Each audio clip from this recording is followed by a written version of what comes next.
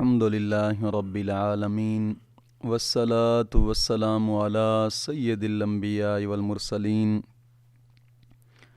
اما بعد فاعوذ باللہ من الشیطان الرجیم بسم اللہ الرحمن الرحیم اہدنا الصراط المستقیم صدق اللہ مولانا العظیم۔ روحانی پاورفل وظائف میں سے آج ایک اہم سبق دوستوں کی نظر کرنا ہے، جو کہ آپ نے تھمبنیل پر پڑھا ہے کہ شادی کے لیے 3 دن کا پاورفل وظیفہ۔ جی ہاں، صحیح۔ آج کے سبق میں شادی کے متعلق ہم نے یہ وظیفہ بتانا ہے، لیکن عرض کرتا چلوں کہ وظیفہ کرنے سے پہلے چند شرائط ہیں۔ آپ اگر ان شرائط کے ساتھ وظیفہ کریں تو انشاءاللہ العزیز ہر حال میں کام ہوگا، بشرطے کہ شرائط مکمل ہوں۔ سب سے پہلی شرط یہ ہے کہ نماز کی پابندی کریں، اور ہر نماز کے بعد 11 مرتبہ کلمہ طیبہ اور 11 مرتبہ درود پاک، یہ بھی اشد ضروری ہے۔ دوستو، نماز کی پابندی لازمی کیا کریں۔ ظاہری بات ہے کہ جب نماز نہیں پڑھتے، خدا کے فرمان کی نافرمانی کرتے ہیں، اللہ رب العزت کے فرمان مانتے نہیں ہیں، غلطیاں کرتے ہیں، کوتاہیاں کرتے ہیں، خطائیں نحوستیں گر جاتی ہیں۔ نحوستیں پھر ایسی ہوتی ہیں کہ وہ جو دل پر پریشانی لاتی ہیں، ذہن پر پریشانی، ہر وقت انسان بے چین رہتا ہے۔ تو اس لیے کہ نماز کی پابندی لازمی کریں، اور ہر نماز کے بعد 11 مرتبہ کلمہ طیبہ اور 11 مرتبہ درود پاک، یہ اشد ضروری ہے۔ اور دوسری بات یہ ہے کہ گناہوں سے کم از کم ایک بار دن میں توبہ کریں۔ روزانہ کی بنا پر جتنے دن یہ وظیفہ کرنا ہے، ایک بار گناہوں سے توبہ لازمی کریں، اور توبہ بھی ایسے کریں کہ ایسے نہیں بس بھی مولا میری توبہ، نہ، دل و جان سے، دل اور دماغ پر یہی خیال ہونا چاہیے کہ مولا میرے گناہ بہت زیادہ ہے، میں توبہ کرتا ہوں اپنے گناہوں سے۔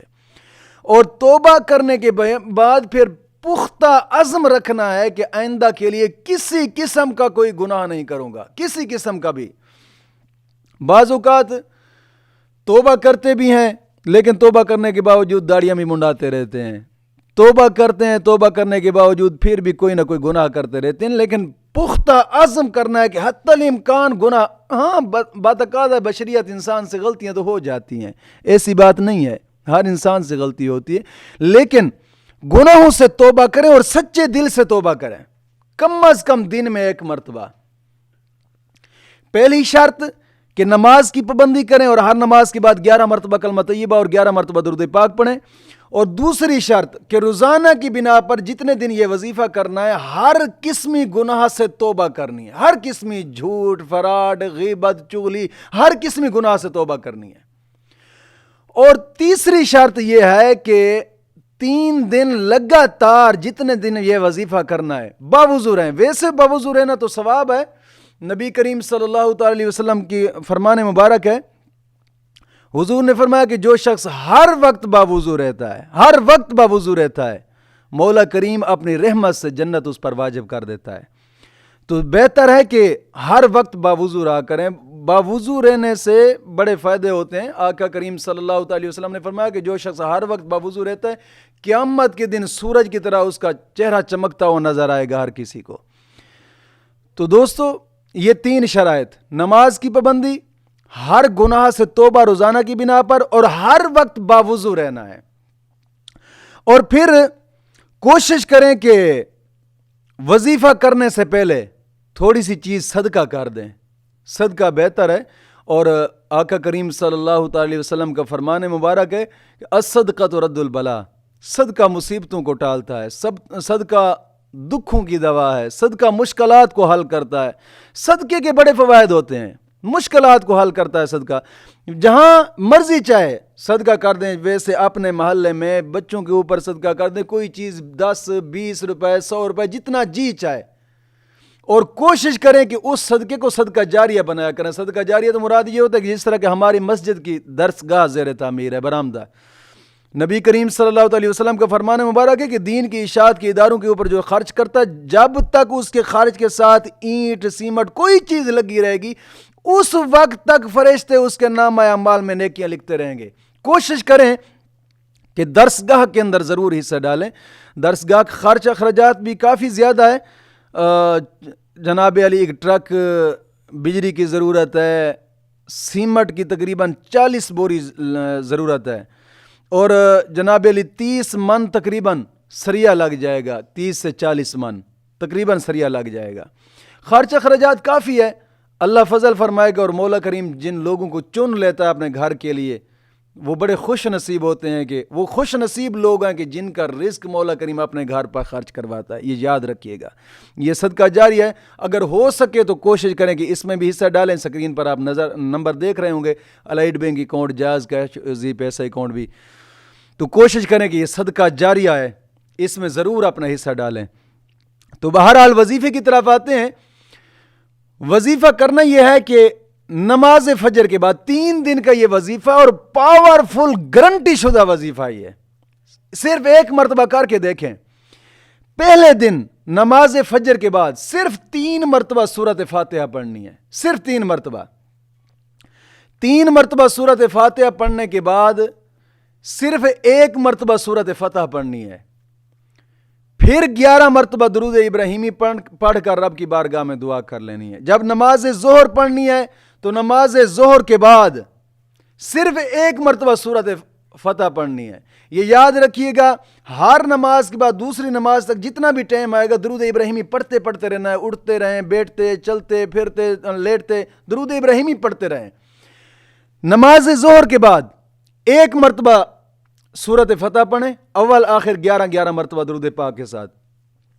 پھر اٹھتے بیٹھتے چلتے پھرتے درود ابراہیمی پڑھتے رہیں. نماز عصر کا ٹائم ہو جائے گا, نماز عصر کے بعد صرف 1 مرتبہ سورۃ فتح پڑھیں, اول آخر 11 مرتبہ درود پاک کے ساتھ. پھر اٹھتے بیٹھتے چلتے پھرتے درود ابراہیمی پڑھتے رہیں. نماز مغرب کے بعد اول آخر 11 مرتبہ درود ابراہیمی کے ساتھ 1 مرتبہ سورۃ فتح پڑھیں. پھر جناب علی اٹھتے بیٹھتے چلتے پھرتے درود ابراہیمی پڑھتے رہیں. نماز عشاء کے بعد پھر 1 مرتبہ سورۃ فتح پڑھیں. پھر جناب علی جب تک لیٹے ہیں, جاگ رہے ہیں, اس وقت تک درود ابراہیمی پڑھتے رہیں. جب نیند آ جائے گی صبح جلد اٹھ کر نماز کے لیے تیاری کریں. نماز فجر پڑھنے کے بعد پھر 3 مرتبہ سورۃ فاتحہ پڑھنی ہے, الحمدللہ رب العالمین. پھر 1 مرتبہ سورۃ فتح پڑھیں. سورۃ فتح پڑھنے کے بعد دوسرے دن پھر 100 مرتبہ درود ابراہیمی پڑھنا ہے. آخر پہ پڑھ کر رب کی بارگاہ میں دعا کرنی ہے. اسی طرح پھر اٹھتے بیٹھتے چلتے پھرتے درود ابراہیمی پڑھتے رہیں. نماز ظہر کے بعد اول آخر 11 مرتبہ درود پاک, 1 مرتبہ سورۃ فتح, پھر چلتے پھرتے درود ابراہیمی. پھر نماز عصر کے بعد 1 مرتبہ سورۃ فتح, اول آخر 11 مرتبہ درود پاک کے ساتھ. پھر نماز مغرب کے بعد اسی طرح, نماز عشاء کے بعد اسی طرح. پھر صبح ہو جائے گی. پھر جب صبح ہو جائے تو 3 مرتبہ سورۃ فاتحہ پڑھنی ہے نماز فجر کے بعد. پھر 1 مرتبہ سورۃ فتح. پھر جناب علی درود ابراہیمی 200 مرتبہ تیسرے دن. یعنی پہلے دن سورۃ فتح کے بعد درود ابراہیمی جتنی دفعہ چاہے کر لیں, 11 مرتبہ, 100 مرتبہ, 7 مرتبہ, 5 مرتبہ. دوسرے دن 100 مرتبہ, تیسرے دن 200 مرتبہ. یعنی دن بدن جو جس تعداد میں پہلے دن پڑھا تھا درود ابراہیمی کو اس تعداد میں فجر کی نماز کے بعد بڑھاتے رہنا ہے. پھر نماز عشاء کے بعد جب سورۃ فتح پڑھنی ہے, سورۃ فتح پڑھنے کے بعد درود ابراہیمی پڑھنا ہے. درود ابراہیمی پڑھنے کے بعد 313 مرتبہ آیت کریمہ پڑھنی ہے, لا الہ الا انت سبحانک انی کنت من الظالمین. پڑھ کر پھر 11 مرتبہ درود پاک پڑھنا ہے. درود پاک پڑھنے کے بعد پھر 2 رکعت نماز نفل حاجات پڑھنی ہے. 2 رکعت نماز نفل حاجات جس طریقے سے پڑھی جاتی ہے آپ جانتے ہوں گے کہ پہلی رکعت کے اندر ثنا, پھر سورۃ فاتحہ, پھر کوئی سورت رکوع سجود, پھر دوسری رکعت میں جناب علی سورۃ فاتحہ, پھر کوئی سورت پڑھ لیں ساتھ, پھر رکوع سجود, اتحیات میں سلام پھیرنے کے بعد 11 مرتبہ کلمہ طیبہ اور 11 مرتبہ درود پاک پڑھنے کے بعد رب کی بارگاہ میں دعا کریں. انشاءاللہ العزیز ان شرائط کے ساتھ آپ کریں اس وظیفے کو, میں گارنٹی دیتا ہوں کہ تیسرے دن ہی انشاءاللہ رشتہ ہو جائے گا. ہاں, جن کا رشتہ نہیں مان رہے وہ بھی کر سکتے ہیں, لیکن اس وظیفے کے درمیان پہلے دن یا دوسرے دن تیسرے دن ایک مرتبہ رشتہ ضرور بھیجیں. انشاءاللہ نہ نہیں ہوگی, کام ہو جائے گا. یا جن کا رشتہ ہو ہی نہیں رہا, رکاوٹ ہے, 100 مسائل ہیں, شادی کے بارے میں جتنے بھی مسائل ہیں, آپ اس وظیفے کو کریں انشاءاللہ العزیز, میں گارنٹی دیتا ہوں 3 دن کے اندر کام ہوگا انشاءاللہ العزیز. مولا کریم دین متین کی سمجھ عطا فرمائے.